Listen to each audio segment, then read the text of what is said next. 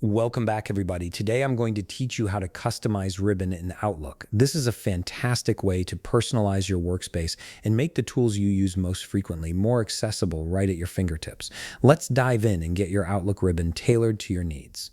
Start by opening your Microsoft Outlook app and logging into your account to load in your emails. Make sure you're fully signed in so that all your settings and preferences can be properly saved.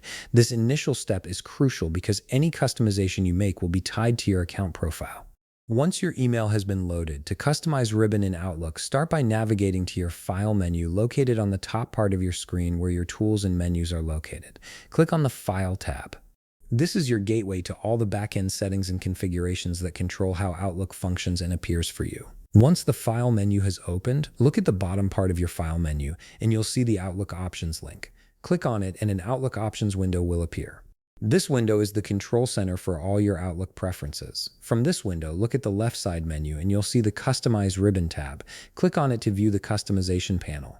This is where the magic happens, allowing you to add or remove commands based on your workflow needs. From the left side panel, these are the commands that aren't listed on your ribbon yet. You'll see a comprehensive list of available options that you can integrate into your toolbar. Simply click on any command that you find useful, then choose a Destination tab on the right side panel. The right panel shows your current ribbon structure organized into tabs. Once you've selected both the command and where you want it to appear, click on Add located in the middle between these two panels. This action moves your chosen command into your ribbon setup.